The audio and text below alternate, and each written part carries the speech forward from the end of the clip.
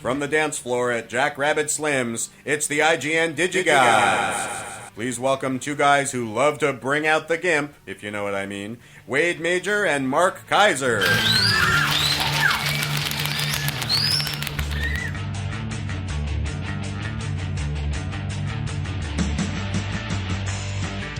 Oh, yeah, we love a good Pulp Fiction reference. Corey, who sent that in? That was written by Mario, don't call me Mario Lopez Mendez.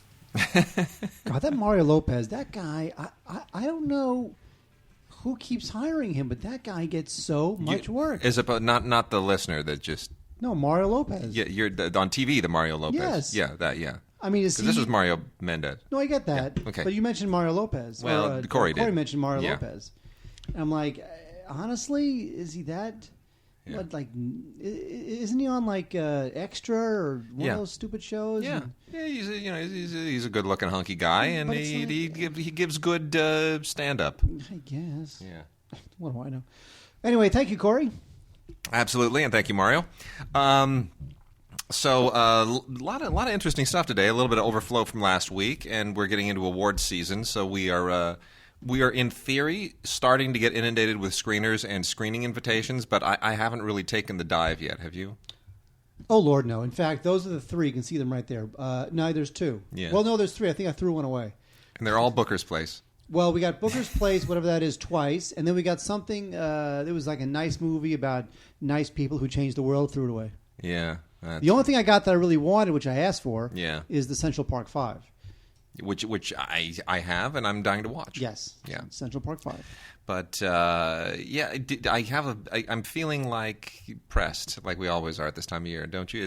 We have literally... If you're pressed now, what do you think is going to happen around Thanksgiving? It's ridiculous. I never enjoy Thanksgiving weekend. I don't either. It's just movie watching. And I'll be in New York the whole week of Thanksgiving, which means that I'm going to have to do what I've done before, what you've done before. Bring screeners along? Which is either bring screeners along and watch them on the plane. Or go to screenings in New York. Yeah. Yeah. But you know what? Going to screenings in New York is a joy. It really is. It's such a pleasure. It's such a pleasure because all the screening rooms in New York, I mean, this is why I'm envious of New York film critics, because every screening room in New York, every major screening room is within a 10-minute walk. It's within a 10-minute radius. They're all kind of around Broadway and 49th. The Times Square area. In Times Square area. I mean, they're all right there. And there are literally 5 of them within a block and a half of each other. It's incredible. I mean, the Magno screening rooms, and then the Broadway screening room, they're all right there. They're all beautifully clustered. And when we were in New York for that month, where it was 7 years ago, I mean, it was amazing because I was at the Time Hotel, and half my screenings were at the Broadway screening room, which was across 49th Street. The Time is on 49th Street right off of Broadway. I would literally roll out of bed, just wouldn't even shower, wouldn't shave, nothing. Roll out of bed, just put shoes and a robe on, slippers and a robe, take the elevator down, walk across the street, go up, look like I just rolled out of bed, which I did, walk into the Broadway screening room up on like the 7th floor, literally 3 minutes from bed to seat. Movie watch, done, walk back across the street in my robe, and go back to bed. It was a beautiful thing. But that's I'm envious of New York film critics. But that's the great thing about New York, too, is that you look at a building, and the building is, it's 12 stories high, and it's half a city block. Yeah. There could be, on any random floor of that building, there could be meth lab, sneaker store, gigantic state-of-the-art screening room. You just don't know because it's New York. That's true. It doesn't give any of its secrets until you go into the building. That's true. That's why we love New York. It's a beautiful thing. We do. By the way, you know what's not a beautiful thing? What's not? Walter Gass. Walter Gass hates us. Why? Because he sent us an email. And I'm going to read that email to you. Go ahead and read because he has a comment to make. Make the comment. And by the way, I'm going to read his comment, and then I will ignore his comment because you will hear or taste why within moments. Okay. Walter says, okay, so all the food talk at the beginning has been amusing. Mark bringing out his massive insecurity for all the listeners to see is also amusing/sad. But now we're getting food talk at the beginning and then again in the middle/end. Can we have the food segment contained at least? I've given up on the idea that Mark will stop with the cooking talk. His need for acceptance and gratification is clearly too powerful. But let's please not sprinkle it throughout the show because my feeling is he wants to skip He'll hear food, skip on his iPod a couple minutes and hope it's gone, but it's not. I'm so happy you made great Pop-Tarts. Yay for you. And I did. And I still have one left. But I can't try them or see them, so listening to Wade eat them is not as thrilling as you might think. Now here's the thing. Now, Walter comes up with a good point. We should discuss this. Maybe if you blogged a picture of the recipe of these things, make it more interactive for the listeners. That would be a good Facebook post. Well, here's the thing. What? Well, there really was no recipe for the Pop-Tarts. No.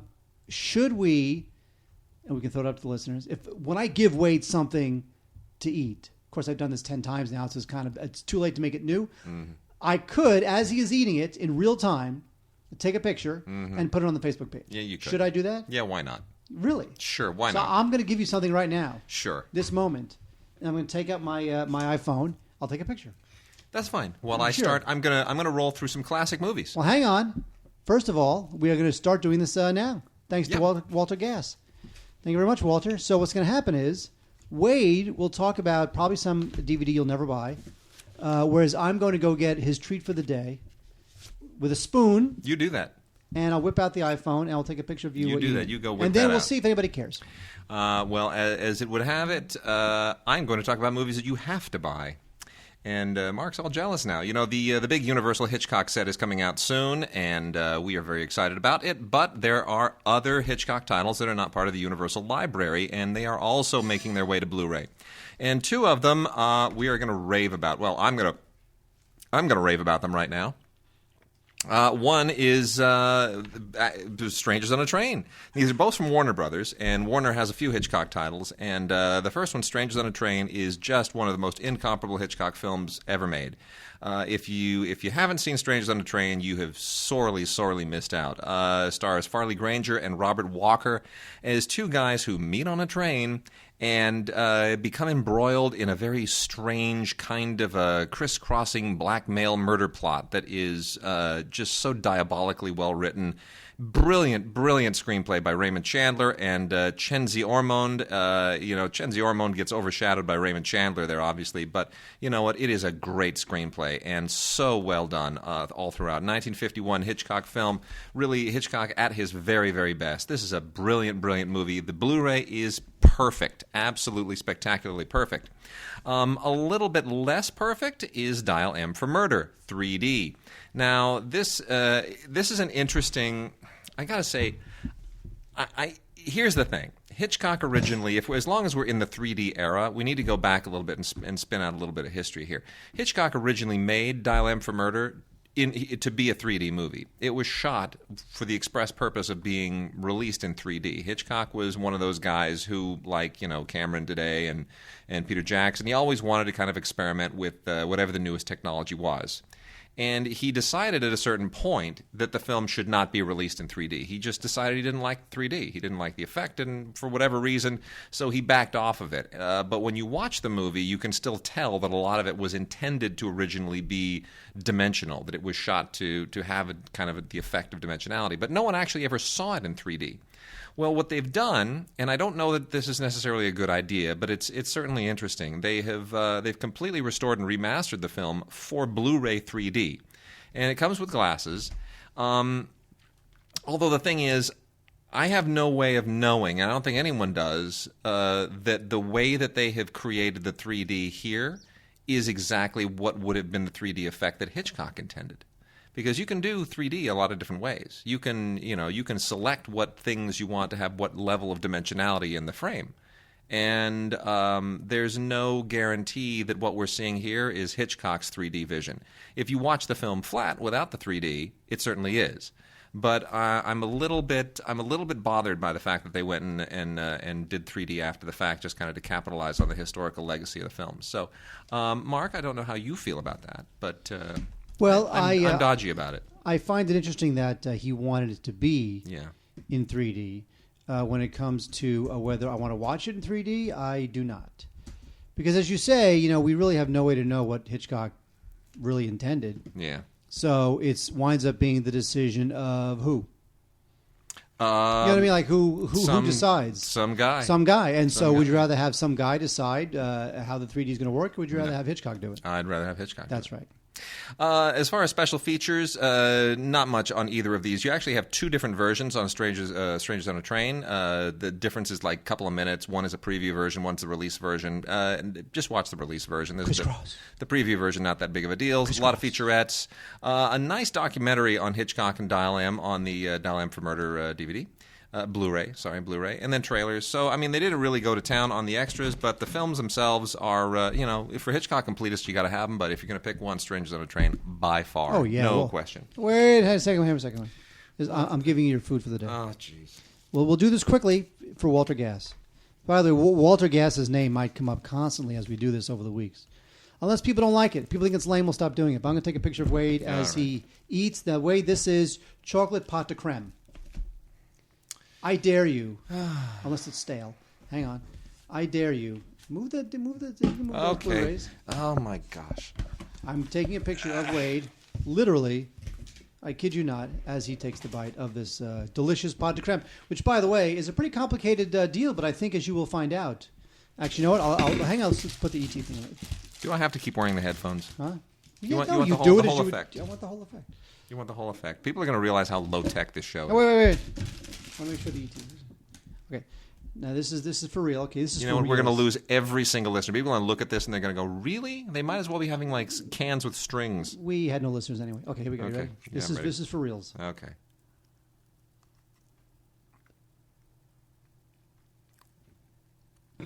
That's quite good. Thank you. That's really quite good. Okay. All right, Walter, we're done. I'm going to email this to the Facebook page. That's quite good. Thank you. Chocolatey. Oh, it's out of focus. But what are you going to do? It is chocolatey. Mm-hmm. Yep, absolutely. All right, and we also have a trio of films from the Paramount Library, courtesy of the wonderful Olive Films.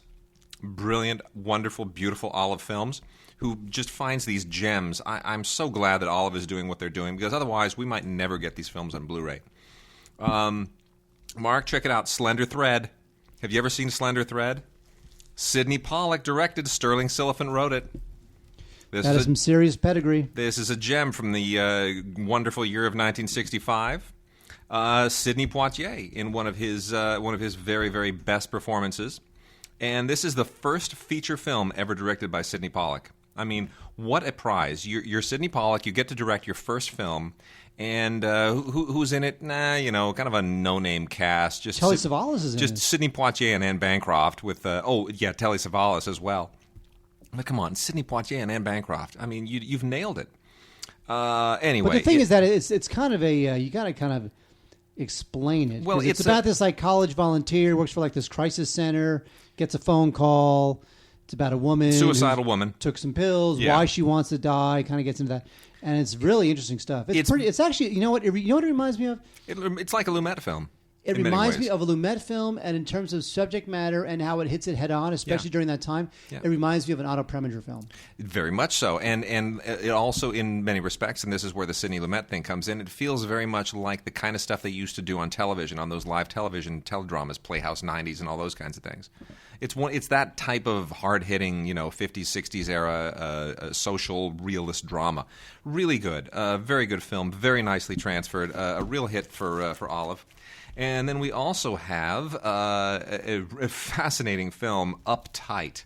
If you've never heard of Uptight... Uptown Saturday Night? Uptight is kind of like a pre-blaxploitation era film. It's not as influential as Sweet Sweetbacks, but because this is a Jules Dassin film. This is like... I love Jules Dassin, who's one of our favorites. Absolutely. This is a legit studio film with a primarily black cast.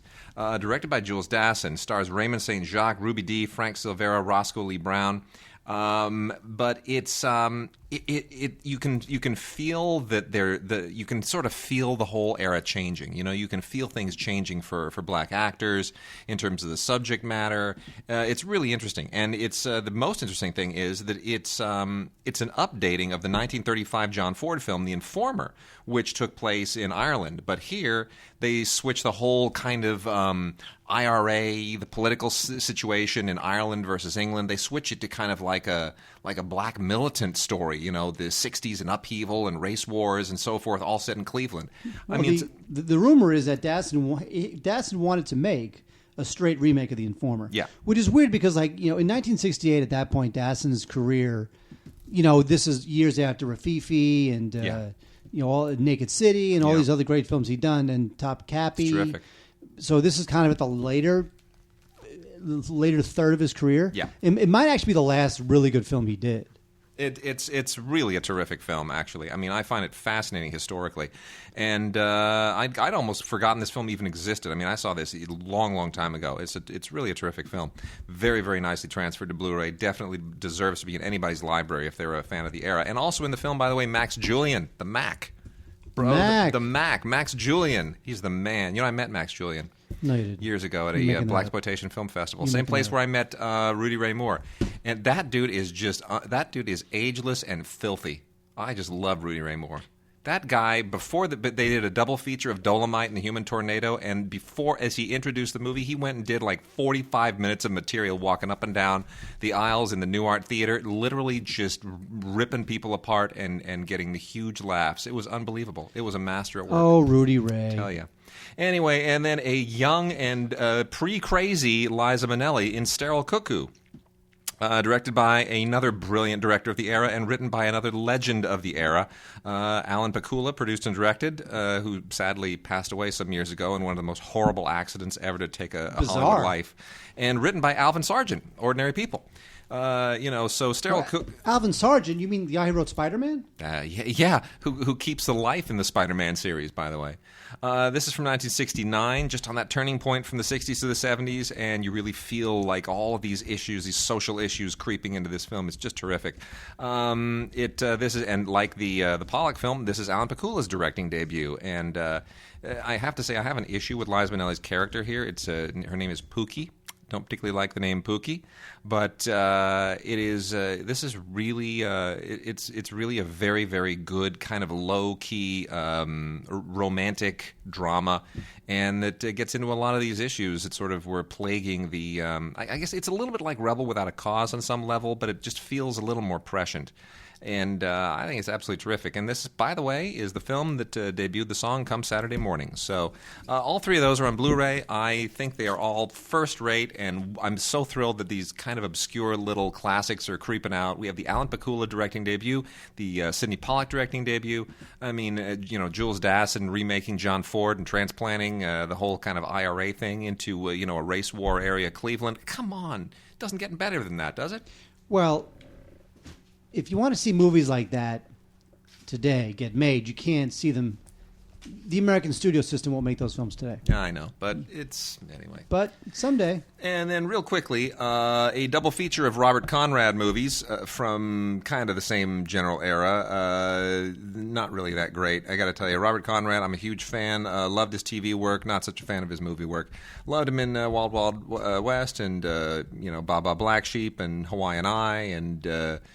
just about every damn thing he ever did. He even did, what was that? Oh, he did a couple of series that barely even lasted a season. One was like a spy Man from U.N.C.L.E. thing, and then there was another one where he was a boxer in Michigan or Chicago or some damn thing. Anyway, this is a double feature of a Robert Conrad movie, Sudden Death, and Live a Little, Steal a Lot, also known as Murph the Surf. Robert Conrad was really kind of a cheesy... movie actor, so I wouldn't put too much into these. But if you are a big fan, I guess check him out. Sudden Death is a late '70s film, kind of nudged in there between TV series. Not that great, but whatever. It's there for those who care. It's there for those who care. And while you talk about that, I'm going to eat a little more. Thank you. Mm-hmm. We have two collections next. I like these TMC collections. I think they're really cool. But first, we'll talk about one from the good folks at MGM and Fox. This is the Robert Mitchum collection. Now, Robert Mitchum, he was one of the great tough guys of the 50s, 60s. I thought he was great. And by the way, what people don't realize is that Robert Mitchum, a very good singer. He actually came out with a couple albums, and they're pretty good. They're a little bit country, so I'm not a big country fan. Seriously? Yeah, not a big country fan. The only thing I ever knew about Robert Mitchum was when I was growing up, my mother always used him as the cautionary tale about marijuana. Because Mitchum was arrested for marijuana use at some point. There was like a pot party at his house, and the cops like busted it up and arrested them all. And that was the cautionary tale. So don't use marijuana because Robert Mitchum went to jail for it.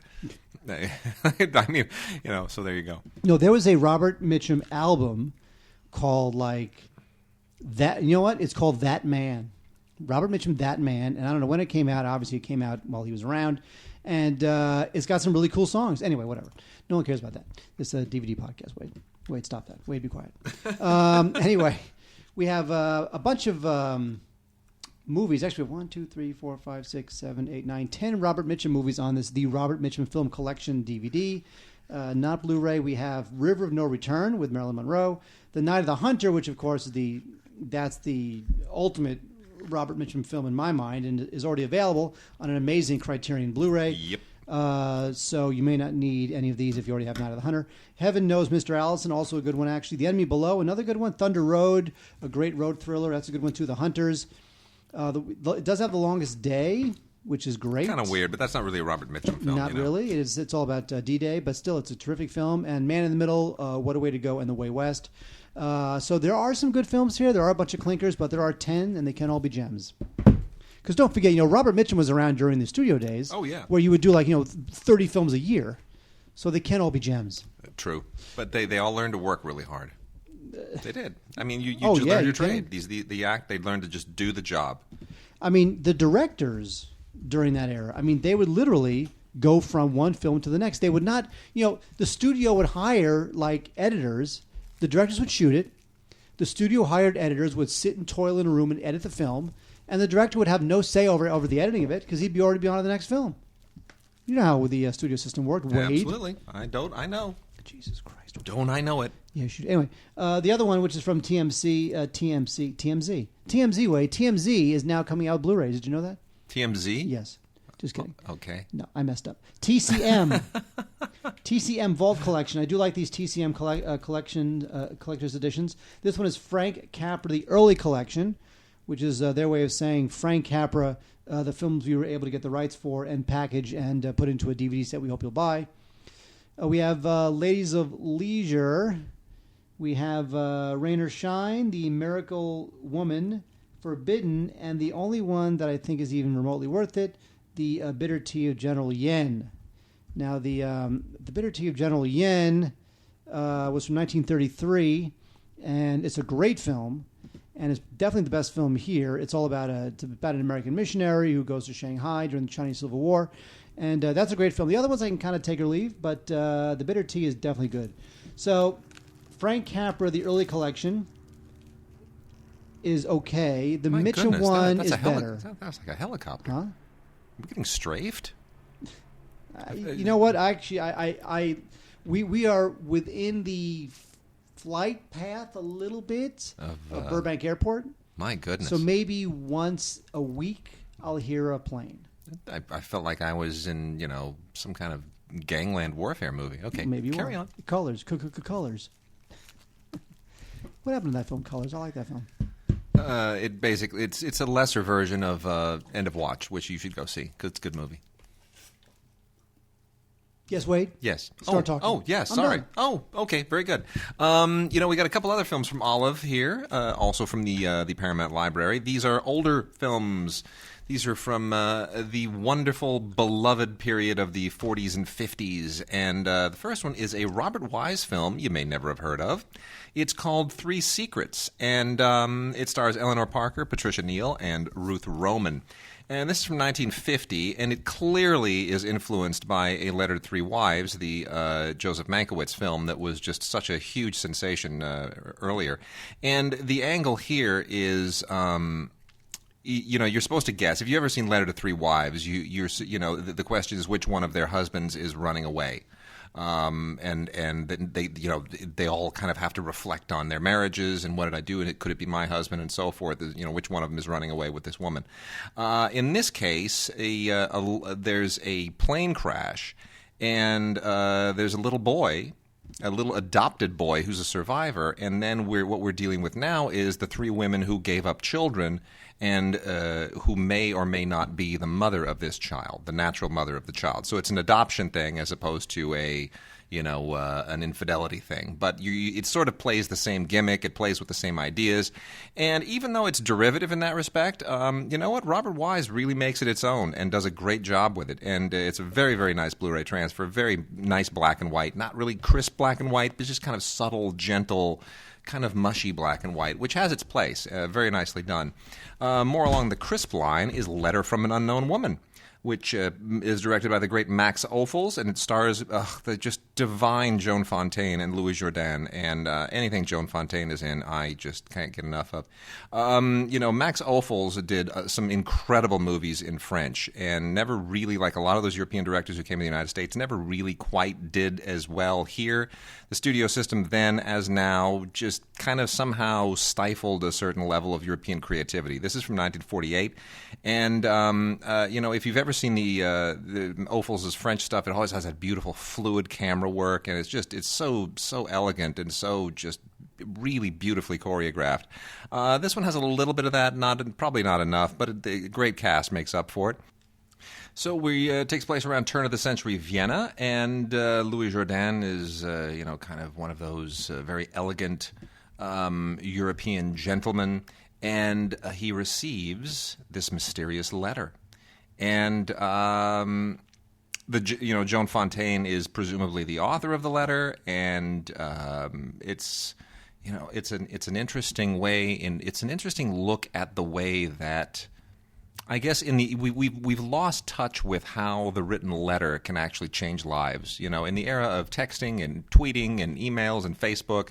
People don't write long-form letters anymore. People don't write long-form letters anymore. So it's nice to sort of go back to an era when just a simple written letter could have this cataclysmic effect on lives and really change things. It's really interesting. It's a very, very smart script and beautifully acted and, really nice. And a screenplay by, this is worth noting, Howard Koch, the father of Hawk Koch, who is now the new president of the Academy. What? There you go, right? 6 degrees. All right, Wade, we have 2 Blu-rays here for y'alls. One is a film that you should already own on Blu-ray. In fact, Wade, what you don't realize is you're giving me this one. Okay. Yay. The other one is Enemy Mine. Now, Enemy Mine is the film kind of got a lot of attention at the time. It was directed by Wolfgang Peterson, who went on to do, Outbreak and Perfect Storm and this was his big sci-fi thing after A Never-Ending Story. Yeah. It's basically a two-hander with Dennis Quaid and Lou Gossett Jr. playing. Dennis Quaid is an Earthling. Lou Gossett is an alien. It's hell in the Pacific in space. They are stuck. They're just enemies. Say that. It's hell in the Pacific in space. They're Except stuck on a planet together. instead of an American guy and a Japanese soldier, it's a guy and an alien, and it's Lou Gossett and alien makeup. That's all it is. It's hell in the Pacific. Yeah, they're stranded on not on an island. They're stranded on a planet, but it's the same deal. What it's really like is like every 10th episode of Star Trek: The Next Generation. Yep. Where like there's an Earthling and there's an alien and they're supposed to hate each other, but they're stuck on a planet together and they have to work together to survive, and that's an Enemy Mine. Unless Spock tries to says things like, "Yes, yes, he remembers, Doctor. He remembers. He remembers." Anyway, not that this is a bad film, and again, it got a bunch of attention at the time. Some people found it kind of a little sentimental. Can't we all get along, kind of a thing. And don't think it's a coincidence that to play the alien they hired an African-American actor. And, of course, Dennis Quaid is a white actor. Not a coincidence there. But still, it got a lot of attention at the time. People kind of liked it. There is an isolated score track. The score was written by Maurice Jarre, who, of course, Wade loves. Me, I love all of Jarre's orchestral stuff. I do not like any of Jarre's electronic stuff.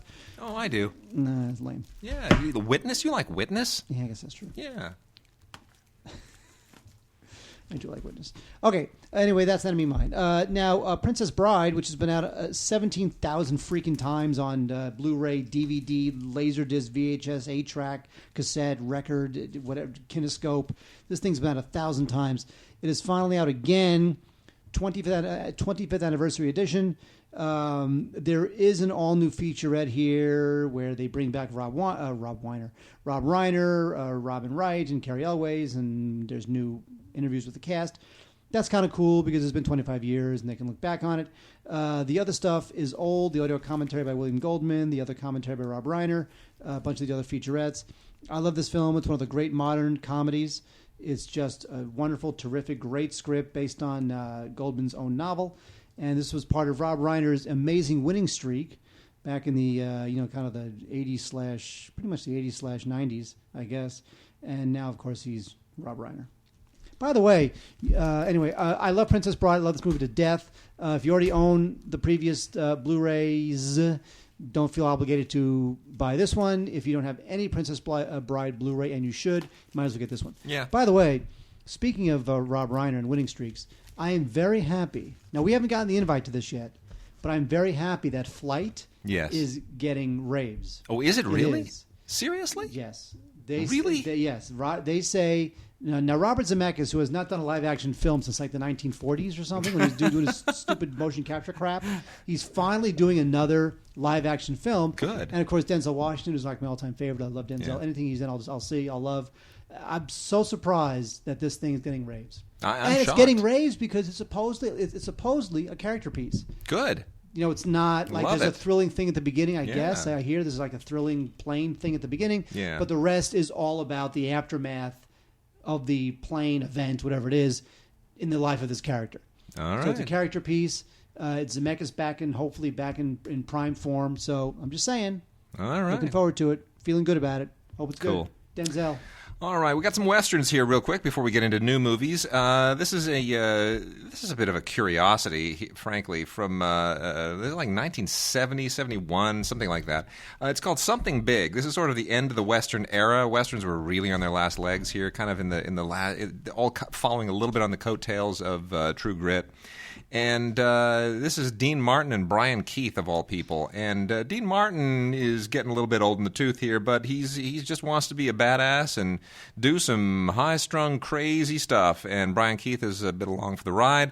It's really dated. I got to tell you, this thing just feels incredibly dated. And it's not, Andrew McLaughlin, who had done a lot of pretty decent films prior to this, kind of doesn't. He walks through it. It's got a Burt Bacharach song, Hal David Burt Bacharach song, like every movie around this time did.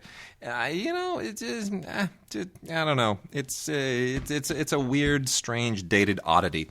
You may have an interest in these next 4 films. These are also Olive releases on Blu-ray from the Paramount Library.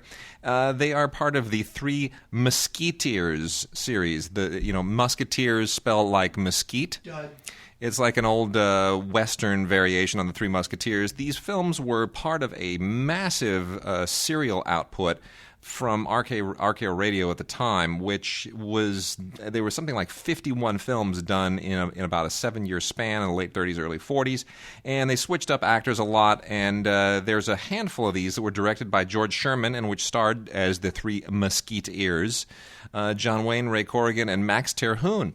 And 4 of these are now out from Olive. They include 3 Texas Steers, The Night Riders, Overland Stage Raiders, and Red River Range. And you can pretty much guess what all these movies are. They're just classic. The scripts were written in probably 4 days. They shot the thing maybe in 7 days, and they cranked it around and then did another one. I mean, these things are made so quickly. And this is how John Wayne started his career. So these are not good movies. These are really boilerplate, very bare-bones, basic, westerns about, rustlers and outlaws and all that kind of crap. And it's the same kind of junk over and over and over. It's a Western variation on the 3 Musketeers. But the only interesting thing here is historically, because this is what John Wayne segued out of when he became a star. Stagecoach in 1939, which was, he still made a lot of these movies after that. But by kind of, the mid to late 40s, he was getting his shot at doing much, much bigger things. And by the 50s, he was the biggest star in the world. So, it's interesting to see the embryonic John Wayne in these movies. They're not good movies, but they're interesting films and historically significant. Well, Stagecoach, I think, is the one where you're like, remember his entrance in Stagecoach? He's got that like hero shot. He's like on that ridge, whatever it is, and he's like, it's like a head to toe shot, and it's John Wayne. Yeah, totally. And that was like the beginning of John Wayne as John Wayne, because John Wayne's cool, and he's John Wayne. He's the man. He's the John Wayniest. He's, what? Of all the actors named John Wayne, he's your favorite. We're going to get into some new movies here. Got a trio from Disney, real quickly. These are, I can recommend two of them, not so cool on the other one. Madagascar 3, Europe's Most Wanted. I know everyone seems to think this is the Madagascar film that got it right. I got to tell you, I just don't find the characters endearing. I like the penguins, but everything else just is a real stretch for me. So I'm not a fan of the whole Madagascar thing, but, if there is one that you're going to get, I guess, according to the people who aren't as jaded as I am, this one is the one. We got here a Blu-ray 3D set, which also includes a non-3D Blu-ray and a DVD and a digital copy. And it has a quote on it. Mark, would you do me the honor of reading the quote from the cover of the box? Oh, it's not Pete Hammond, is it? Oh, my God. Should we tell our Pete Hammond story? Yeah, go ahead. Why not? Why not? He's a colleague, but he's not exactly our best friend, so we can make a mockery of this. Yeah, hilarious, easily the best one yet, says Pete Hammond of Box Office Magazine. So should I tell my Pete Hammond story? Go ahead, tell the Pete Hammond story. All right, so Friday night I went to a special screening of Cloud Atlas. Mm-hmm. My review is now. You can see my review on boxoffice.com. Read that. Anyway, after the movie, there was a Q&A with the Wachowski siblings. Grant Hill, the producer, David Mitchell, the guy who wrote the original book, and Tom Tykwer. And I'm a huge fan of Tom Tykwer. I think the guy's incredibly talented. We love Tom Tykwer. Anyway, so Pete Hammond, who moderates a lot of these events, and no one's quite sure how or why he does. I think what happens is... Because he gets quoted on the cover of Madagascar 3. Because he gets quoted a lot, and that gets his name out. And even though in some of these events he screws up, somehow he gets hired on the strength of the fact that he's done a lot of them. You do enough of them, and the filmmakers don't care if something bad happens because a car picks them up, takes them to the theater. Mm-hmm. They do the Q&A for 15 minutes. Who knows what happens? And the car takes them away, and that's it. There you go. However, so Hammond, and he's done this before. He was introducing the participants in the Q&A. Goodness. He says, "Here's Grant Hill. Here's David Mitchell, wrote the original book. Here's Lana and Andy Wachowski. And also, finally, ladies and gentlemen, here he is, Tom Tykwer." And I'm like, did he just say Tom Tykwer?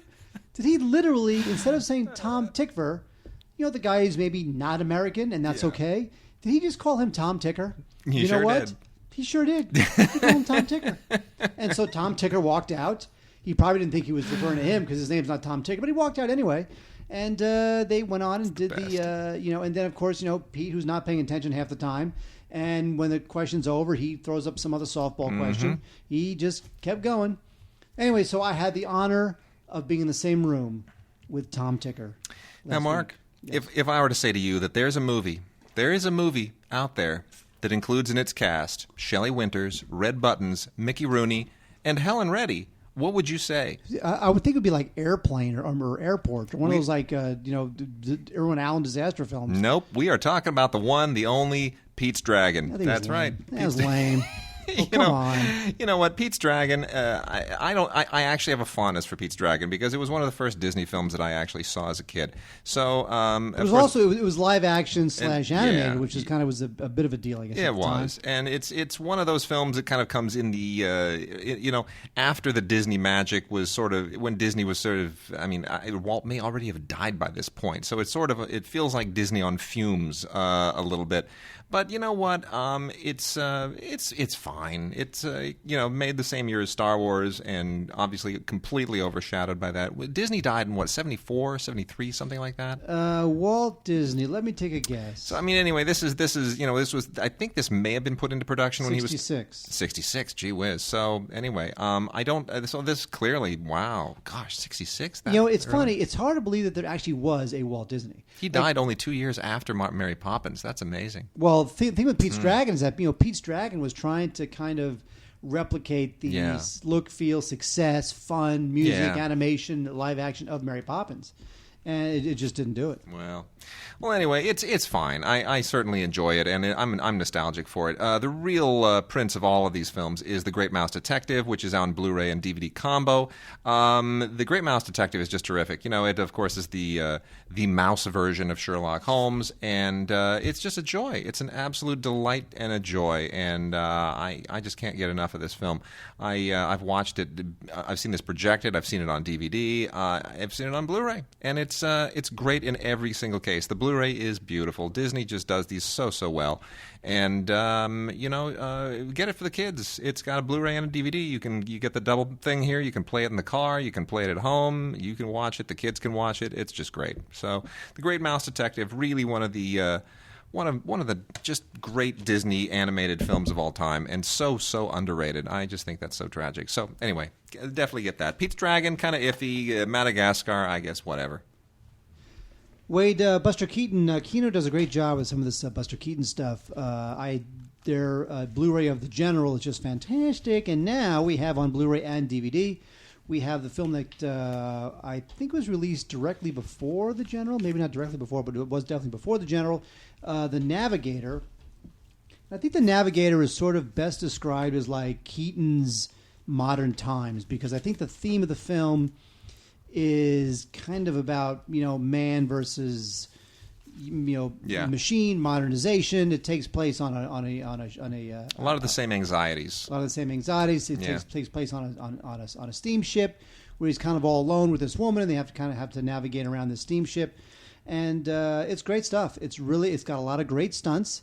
And as you know, Buster Keaton either directed or co-directed a lot of his own films, because he was the one who kind of arranged and, of course, performed all the stunts. So I think The Navigator is a great film. It is not as perfect as The General, but still a good film. This thing looks great. It was mastered in HD from a 35mm negative that looks like is in very good condition. There's a featurette. There is an audio commentary by a couple silent film historians that's very good. Photo gallery, who cares about that? But the film itself, The Navigator, is just terrific. Again, not as good as The General, but historically almost as important. Groovy. That's what I say. Love Wade. it. Love it. No, you don't. I'm looking forward to that. You hate it. You hate everything, Buster Keaton. Got a couple of movies here about disconnected parents and children. One absolutely terrible, and the other one disappointingly acceptable. I guess the disappointingly acceptable one is Everybody's Fine, with Drew Barrymore, Kate Beckinsale, and Sam Rockwell as the children of Robert De Niro. This is an American remake of a Giuseppe Tornatore film that was really, really good in Italian. And Kirk Jones doesn't do a very good American job, even with this incredible cast. Basically, it's about Robert De Niro plays a dad with these 3 grown children, and he kind of goes on a road trip around the country to kind of fix his relationship with them. And the Italian film is very, very touching. This one is just, I don't know, it just feels cloying. It feels forced. It's maybe the fact that it has big stars in it is part of the problem, but it kind of feels crushed under the weight of the fact that you have all of these big star, big studio, melodramatic expectations. It just it kind of lumbers along. It's built with the parts don't move nicely. It's not well greased. It's not well oiled. How many other analogies can I come up with? 6. It's not. Come up with 6 more now. Go. It's not 6 well more. lubricated. That's only got 5 more. The one that's even worse, that's on Blu-ray, and the one that's even worse, also on Blu-ray here, is Adam Sandler and Andy Samberg in That's My Boy. This is a desperate, horrible attempt by Adam Sandler to maintain his kind of overgrown child image, even though he's now in his 40s. So he's trying to basically piggyback on Andy Samberg's popularity by putting him in his movie and making Andy Samberg basically be the straight man, which is unfortunate because Andy Samberg can be very funny. I don't think he's a movie star per se, but he is sort of like a lot of people when he was on SNL. A lot of people were declaring him the new Adam Sandler. So obviously, I'm not sure that's a compliment. Yeah, I'm not sure either. So obviously there's a calculation here. Adam Sandler just does not want to grow up and make grown-up movies. He's a very capable actor. I mean, he can do real movies. He can do real performances. He's done them. They try to make him a star too fast with that. But I mean, he's done terrible movie. He's done Reign Over Me, and he's done Sandler. Sandler. Oh, He's you done know, the P.T. Anderson film. yeah, he has to be a little more adventurous in his choices. He doesn't want to grow up on screen. He wants to keep making these adolescent comedies, and it just doesn't work. Anyway, basically the idea here is that Andy Samberg is embarrassed regarding who his dad is. You know, Adam Sandler's famous for being this student who got his teacher pregnant, and there's all of this kind of white trash stuff that goes along with it. So Andy Samberg's gone a long way in his life to try and forge an independent identity, and of course, as he's getting married, his ridiculous, embarrassing juvenile, famous for being a molested student dad shows up and just screws up his life all over again, and hijinks ensue. Not such a great movie. So anyway, rent these if you have to, but otherwise I would say skip. Wade, what do we got? We have Wade. My favorite film of the year so far is on Blu-ray, and if you don't buy it now, then you're all going to be laser blasted by a alien from the planet Vartron. And you don't want to be laser blasted by an alien from the planet Vartron. No, definitely not. No. So you'd better go ahead and buy this Blu-ray, because it is my favorite film of the year so far. Okay. Moonrise Kingdom. Just saying. Anyway, this is Wes Anderson. Here's the thing. This is Wes Anderson not only at his most Wes Andersoniest, but it is telling a story that completely lends itself to everything Wes Anderson is. I think it's the best film Wes Anderson has done since Rushmore. It's just great. I really do. I think and I have not been a fan of his films in recent years, but I love this film. I think it's absolutely great. One of the best films of the year. It's going to get a heap of Oscar nominations, and it's probably, along with Best Exotic Marigold Hotel, the most successful film of the summer. By the way, you realize that those two films, in terms of dollar in, dollar out, though they beat all the blockbusters. Yeah, but this didn't make $1 billion like the Avengers, so it's lame. So what? It's obviously a failure. Hooey. Exactly. Anyway, this film, it's about two 12-year-olds who fall in love, and it is just as precious and just as on its own other wavelength as any other Anderson film, but it works in this context because, again, when you are experiencing first love, you are on a whole different planet, and that's what Anderson conveys here in a totally beguiling way. This movie just swept me away. It is exciting. It is nostalgic. It is beguiling. It is transporting. I loved it. It's got a great cast. Bruce Willis is in it. Frances McDormand, of course. Bill Murray's in it. The Blu-ray looks great. There's a couple decent featurettes in here. There's a set tour with Bill Murray, which is the best thing in it. I wish there was an audio commentary, but there is not. But anyway, who cares? Because you need to buy Moonrise Kingdom because it's awesome. Sweet. Can I say it like that again? Yeah, do it. Awesome. Nice. All right, and we got some nonfiction stuff to blow through. First off, for all of you lovers out there, you know who you are. You are people who like to get naked. And I'm going to pretty much lay it on the line here. I would say that's a substantial majority of the human population. We have some. We're going to be grown-ups here. We have from True Mind, because True Mind releases stuff that is, this is not like pornography. We don't talk about pornography on this show. This is for people who want to. Good idea for another podcast. Note to self. Who want to Digiporn. This is for people who want to enhance their relationships, their physical activity. We got several titles here from the wonderful people at True Mind, and they are all part of kind of the same series. The Lover's Guide is all about just learning how to understand your body better. And we've got the Lover's Guide, the original collection, which is a 5-disc set that includes the Lover's Guide Making Sex Even Better, the Lover's Guide Making Orgasms for Women, the Lover's Guide Better Orgasms for Men, and the Essential Lover's Guide. Wait! You're working blue here today. I don't like it. And then talking about orgasms. And then we also women. have the Lover's Guide, the Essential Collection, not the original collection, the Essential Collection, which includes the Lover's Guide Secrets of Sensational Sex, What Women Really Want, Sex Play, Sexual Positions, and Satisfaction Guaranteed. And then there's a one-off. Yeah, okay. Says, hold your horses, tough guy. And there's a one-off What called else? Sexual Positions. Okay, that's great. And all of these enable you to get a discount at loversguide.com. You can save, $10 or $25, whatever it is. So, I'm just saying this stuff's pretty explicit, and I'm married, so it's okay. I didn't feel dirty watching any of this, but let me put it this way. This is what. Whatever way you're going to put it is not going to be pretty. Okay, well then we'll just back off. But honestly, you know what? I mean, I've seen some of this stuff where it's really salacious, and you almost, even if you're like married, and even if you feel like you're It's okay. I'm not. You know what I'm saying? La la la la la la la la la la la la. Not listening to Wade. La la la la. Not listening to Wade. Anyway, the World Series History of the Fall Classic. Let's move this along.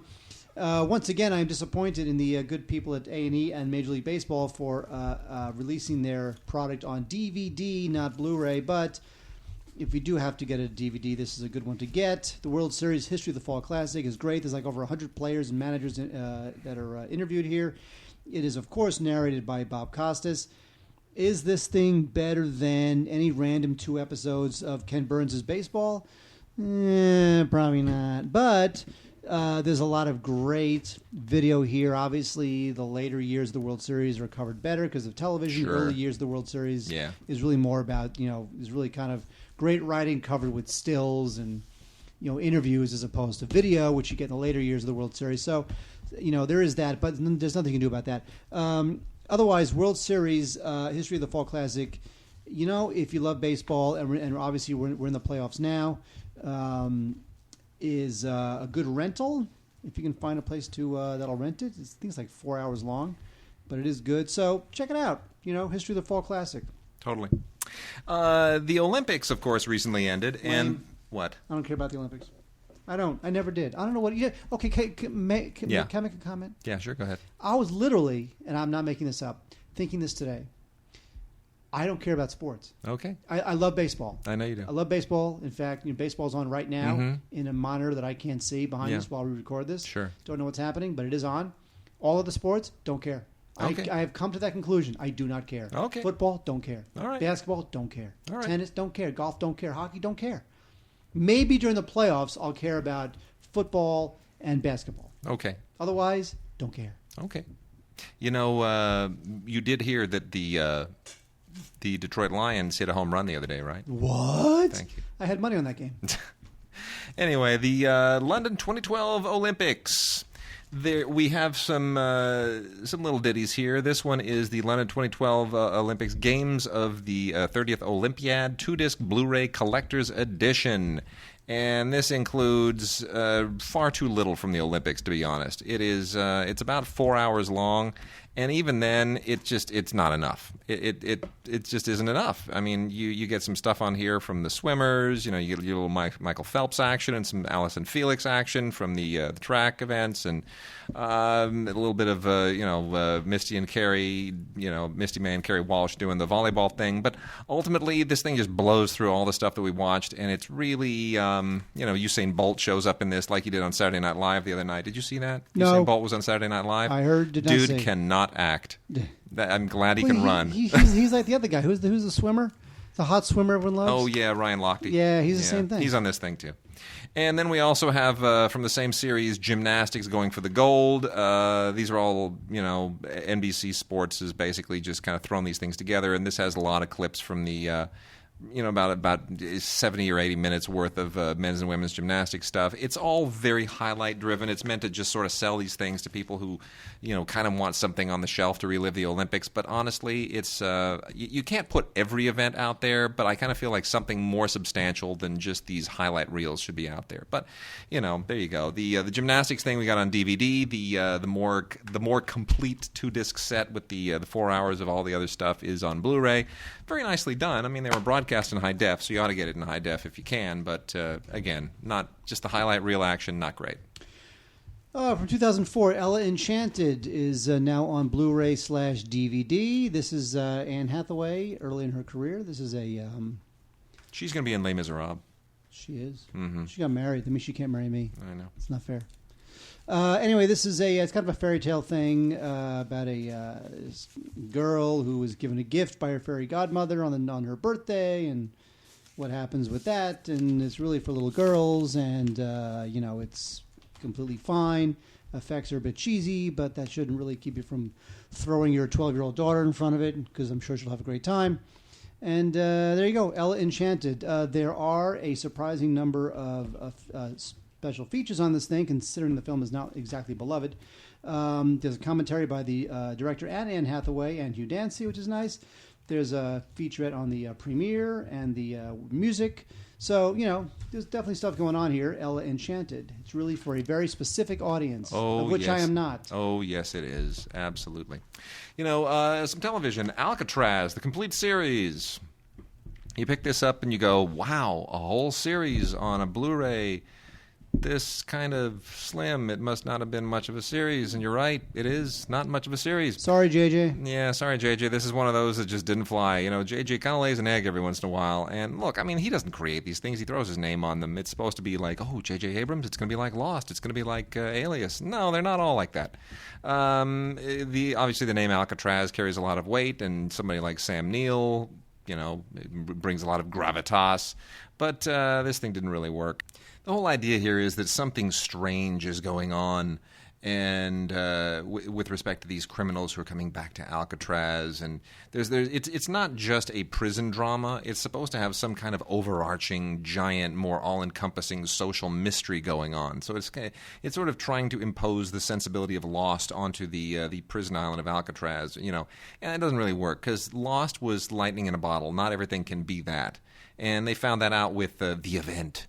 Remember The Event? Sure. Everybody's like, "Oh, what the hell is The Event?" I've been watching for a season, and everybody keeps saying, "I don't get it." You can't pull that off every single time. So that was sort of the problem here. Anyway, get some special features, some extra scenes, gag reel, and some kind of EPK stuff, but not the greatest time for JJ's career. Well, maybe on TV. He's got Star Trek coming out, and yeah, true. It'll be just fine. Anyway, the seventh season of Bones is out on DVD. I'm so glad they did a Star Trek spinoff. I really am. I remember. Exactly. Yeah. And it's weird. They made Bones into a woman played by whatever her name Emily is. Deschanel. Emily Deschanel. Anyway, so this one is this show took a while to find its legs and its audience, and now that but it finally caught on. It seems like it finally, after like 5 seasons, it finally caught on, and you can thank Fox for sticking with it. A lot of networks wouldn't stick with a show that isn't gangbusters right off the bat. Here we've got in the last season, Bones and the guy were going to have a baby. They had slept together because they were grief stricken over when one of their colleagues died, and now they can have a baby. And so now you got that whole thing going on. So now you got the 7th season, which is all about kind of the baby and. It's cute. It's got some cute writing. It's a little bit, it's not really my cup of tea, but people kind of like it. And I do like the fact that Fox stuck with it. Decent special features on here, including a gag reel, some deleted scenes, audio commentary on one of the episodes, Bones, the complete 7th season. Now, understand, too, this is like a full-price DVD, Blu-ray, a full-price Blu-ray, but there's only 13 episodes this season. Yeah. So you're kind of paying just as much money for less episodes in a season. Which I don't like. Yeah. I'm just putting it out there. I hear you. But if you do love your Bones, you'll just have to buy it anyway. And they know that. You know what? I'm a doctor, Jim, not a TV actor. The John Grisham's The Firm, which was I didn't like the movie. The Sidney Pollack directed Tom Cruise film. Didn't like it mainly because Dave Grusin wrote such a horrendous score. I couldn't even focus on the movie. All I heard was the plinkety piano when people are running for their lives, and it was so distracting. But anyway, here many years later, they've decided that The Firm must be so immensely and enduringly popular that if we cast Josh Lucas in a TV series based on the John Grisham's The Firm, that must be successful. What's not going to happen? What's not going to happen? That. Yeah. Well, that's why the complete series is now on this very, very thin DVD set. It just didn't fly. And they marketed the hell out of this thing. They really did. It was just nonstop advertising over and over and over. And then it just died on the vine. Josh Lucas is a terrific actor. I gotta say, I think he's a really, really fine actor. But the whole concept here, of a guy trying to coming out of witness protection and trying to bring down an evil law firm. It's not TV material. It just doesn't. It didn't feel like something you want to watch week in and week out, and I'm kind of surprised they never figured that out. But that being said, still a lot of very, very good performances here, if you can kind of get past the fact that the premise doesn't work. It might be worth a rental if you particularly like Josh Lucas. I know a lot of people do. I like him. I think he's fine. I don't think he's a great actor by any stretch of the imagination, but he's fine. And then also Mad Men season 5. What can you say about Mad Men that hasn't been already said 1,000 times? This is the season that almost didn't happen. By the way, this is the season where they hit the wall, and there was this big standoff with the network, and they wanted to have characters cut. And anyway, finally they reached agreement, and Mad Men came back on. And it's still a really sharp show. I'm not sure that after 4 seasons that the 5th season really does much that hasn't been done better previously. But you know what? It's a good cast. It's a good concept. And they certainly do their level best to keep it interesting. So it is a particularly well-shot show, I should say. So very, very high recommendation for the way that this thing has been transferred. It really, really does right by the look, that whole cool, 60s vibe that they give the whole thing. And it is coming back for season 6 in spring of next year. So this is the new thing, right, with these shows. Like, for example, Louis C.K.'s show, Louis, it's on indefinite hiatus now, probably not back till 2014. You heard this? No. Yeah, like he wants to just kind of take a break. I guess he's burning out. So it's like he does everything. Well, it's like 2014. He'll come back with another series, I think is what they're saying about this. So this all started with HBO, right? With The Sopranos and 6 Feet Under. We do the seasons whenever we get around to it, and you just have to wait for it, which is kind of what they used to do in the UK, It wasn't like every September a new season, and then we do reruns for the summer starting in June, and then we start over in September.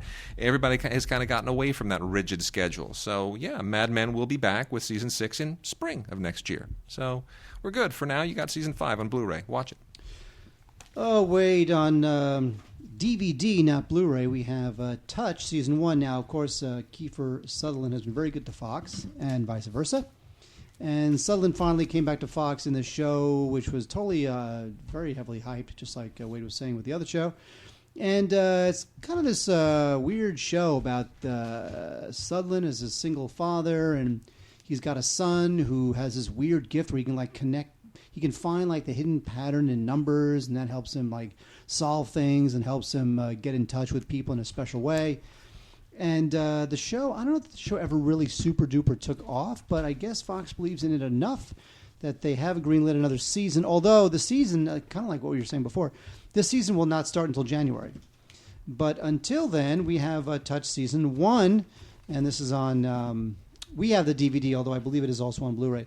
So it's a very the show's got a certain kind of ephemeral quality to it. It's a drama, but there's a lot of kind of otherworldly imagery and music and stuff going on there. That's Sweet. Not like a typical super exciting show like Awesome. 24 was. So there's Touch. Now this was done by the guy who created Heroes, so there's something going on there. Now, what you don't know is, ongoing, as Touch enters its 2nd season, are you going to get the first season of Touch, which was remember the first season of Heroes? Yeah. It was great. Everyone was Yeah. talking about it. Well, and then the 2nd season of Heroes, thing died. Yeah, you died. You know why? Why? Because they fired all the writers. Look, one of my very, very good friends from film school was one of the writers on that first season, and was dismissed for the 2nd season when they decided that this mix of hardcore TV people, of whom she was one, along with all the hardcore comic people, wasn't working out quite so well. So they dismissed the TV people and turned the whole thing over to the comic writers, and that's why it just kind of fell off a cliff, because the comic writers don't have TV sensibilities. I mean, that's however awkward, that was the marriage that worked for the first season. You had TV people keeping the comic people, in the world of adults, and you had the comic people keeping the TV people in the world of the characters. And it was a tightrope act, but it worked, and they kind of screwed that. Well, I'm not sure what'll happen. I'd be curious to see if Tim Crane, who created Heroes, whether he is in the process of making the same exact mistakes he made in the 2nd season of Heroes. We shall see. We shall see. Yes, Wade?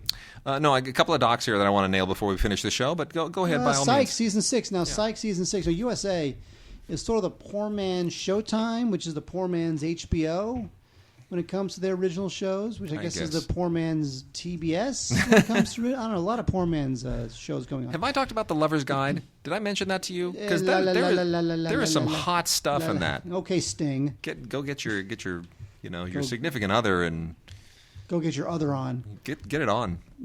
Anyway, yes. Psych Season 6, 4 discs, about 16 episodes, a couple of audio commentaries, some deleted scenes.